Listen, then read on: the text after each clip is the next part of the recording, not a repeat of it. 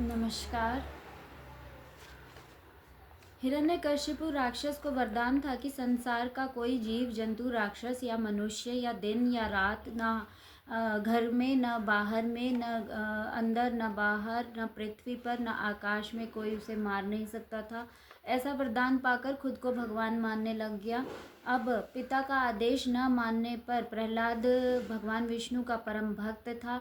उनकी असीम कृपा उनके ऊपर थी। नाराज होने पर हिरण्यकशिपु, क्योंकि राक्षस था और वह भगवान के विष्णु भक्त थे प्रहलाद जी, तो इसलिए उन्हें कई प्रकार से प्रताड़ना की गई। उन्हें दंडित किया गया। और ऐसा हुआ कि एक बार जो हिरण्यकशिपु की बहन थी होलिका, उन्होंने उनको भगवान का आशीर्वाद था कि आप जब भी अग्नि में बैठेंगी तो आपको अग्नि छू नहीं सकेगी। और उनके पास एक कपड़ा था जिसको वो पहन लेती थी, और तो वह अग्नि से बची रहती थी। लेकिन जब उन्होंने सलाह दी हिरण्यकशिपु को कि मैं उसको गोदी में लेके अग्नि में बैठ जाऊंगी, एक चिता तैयार की जाए, उसमें इसको गोदी में लेके बैठ जाऊंगी, मुझे तो कुछ होगा नहीं, तो और ये मर जाएगा। तो इस तरीके से उन्होंने ऐसा विचार किया, एक योजना बनाई दोनों भाई बहन ने मिलके, और उस पर बैठा दिया गया। होलिका तैयार की गई और उस पर लकड़ियाँ डाल के और होलिका तैयार की गई, और उस पर उन दोनों अपने भतीजे को लेके बैठ गई और प्रहलाद जी को लेके बैठ गई। लेकिन हुआ क्या, उनकी योजना उलट पुलट हो गई, क्योंकि उनके पास चाहे वो एक दुपट्टा कपड़ा था जो भगवान का ही दिया हुआ था, लेकिन भगवान प्रहलाद के पास क्या था? भगवान प्रहलाद के पास उनका नाम, जप, तपस्या, भक्ति थी। तो वह भक्ति के उनके उनके उनकी असीम भक्ति थी। तो भक्ति से भक्त पिघल गए, क्योंकि कहते हैं कि भक्त के वश में है भगवान। वह भगवान भक्त के वश में थे, इसीलिए उन्हें धरती पे भगवान अपने भक्त को बचाने के लिए आए। और उन्होंने भगवान विष्णु ने एक नरसिंह भगवान का अवतार लिया और खम्बे में से निकल के, फाड़ के, एकदम खम्बे से निकल के, और हिरण्यकशिपु का वध किया। और उस दिन ना दिन था, ना रात थी, ना कुछ था, और ना घर के बाहर। उन्होंने बीच में एक खम्बे में से फाड़ के भगवान निकले।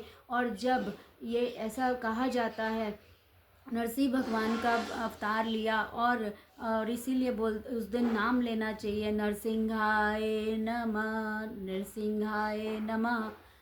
नरसिंह भगवान का जन्म हुआ और फाड़ के। और इस समय जितने भी लोग किसी भी त्रासदी से और उससे परेशान हो रहे हैं, वह इस दिन भगवान का नाम ले तो सभी शत्रुओं का नाश होता है। भगवान प्रहलाद का नाम लेना चाहिए, होलिका माता का भी नाम लेना चाहिए। जब जलाई जाएं लकड़ियां तो होलिका माता का नाम भी ले। लेकिन इस समय क्या हुआ, बुराई पर अच्छाई की जीत हुई। उनके मन में उनका विश्वास जीता, उनका भगवान का असीम प्रेम था, वह जीता।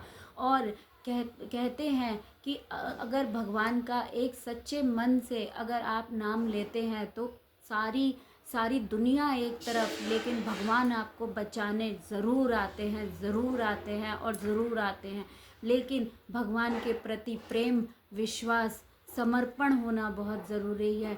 यह कथा समझाती है कि किस तरह बुराई पर अच्छाई की जीत होती है। भगवान कहते हैं कि भक्त अगर मुसीबत में होता है तो भगवान सब काम छोड़ के सबसे पहले भगवान भक्त के पास पहुंचते हैं। इसीलिए कहा जाता है, भक्त के वश में है भगवान, भक्ति के वश में है भगवान, भक्त के वश में है भगवान।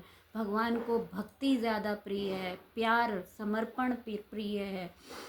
प्रहलाद भगवान की कहानी का तात्पर्य ही यही है कि हमें ये समझ में आए कि हम भक्ति प्योर पायस मन से करें, तो भगवान हमें हमेशा तारने के लिए इस जीवन में भी आएंगे, लेकिन उसके लिए समर्पण ज़रूरी है, विश्वास ज़रूरी है, स्नेह ज़रूरी है, प्रेम ज़रूरी है, भक्ति ज़रूरी है। दूसरी बात, जब ये भी कथा में आता है, जब भगवान हिरण्यकशिपु को मार दिया भगवान ने और सब कुछ हो गया, तब भगवान शांत नहीं हो रहे थे, क्रोध से भरे हुए थे। तब माता लक्ष्मी और सभी देवी देवताओं ने उन्हें शांत करने की कोशिश करी, लेकिन भगवान शांत नहीं हुए। तब माता लक्ष्मी ने स्वयं प्रहलाद जी को बोला कि भक्त के वश में होता है भगवान। तब भगवान को प्रहलाद जी के आगे नमन करने के लिए कहा। तब भगवान, जैसे ही भगवान ने फिर प्रहलाद जी को गोदी में बिठाया, तब भगवान शांत हुए।